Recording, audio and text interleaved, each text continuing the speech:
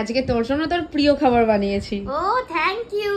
তোমরা প্রত্যেক দিনই তো দেখো আমি কিছু না কিছু রান্না করে আমার দিদিভাইকে খাওয়াই, তো আজকের রান্নাটা আমার দিদিভাই করবে এবং আমাকে করে খাওয়াবে। জানো তো চিকেন চাপ খেতে আমার খুব ভালো লাগে। তোমরা তো দেখলেই দিদিভাই প্রথমে প্লেটের মশলাগুলোকে ভালো করে গুঁড়িয়ে নিল, তারপর কাজু, সাদা তিল, পোস্ত এবং মগজদানাকে ভালো করে বেটে নেবে, তার সাথে বেশ কয়েকটা পেঁয়াজ এবং কাঁচা লঙ্কাকেও আমরা বেটে নেব। এবার চলো ম্যারিনেশন করতে হবে। প্রথমেই চিকেনের মধ্যে ছাতু, আদা বাটা, রসুন বাটা দিয়ে দেবো। এবার ওই আগে থেকে বেটে রাখা দুটো পেস্ট, তার সাথে এক বাটি টক দই ফেটিয়ে দিয়ে দিতে হবে। এবার দিতে হবে মিঠা আতর, কেওড়া জল, গোলাপ জল, তার সাথে কিছুটা আমুল দুধের গুঁড়ো। এবার 2 চামচ লঙ্কার গুঁড়ো, তার সাথে পরিমাণ মতো নুন এবং প্রথমের ওই দেখানো মশলাটা দিয়ে দেবো। দিয়ে ভালো করে ম্যারিনেট করে রেখে দেবো বেশ কিছুক্ষণের জন্য। এবার কড়াইতে বেশ অনেকটা তেল দেবো, দিয়ে শুধু চিকেন গুলো দিয়ে দেবো কড়াইয়ের মধ্যে। গ্রেভিটা দেবো একটুখানি পরে, চিকেনটা আগে ভাজা হয়ে যাক। এই যে দেখতে পাচ্ছেন চিকেন গুলো বেশ লাল লাল হয়ে গেছে। এবার গ্রেভিটা এর মধ্যে দিয়ে দেবো।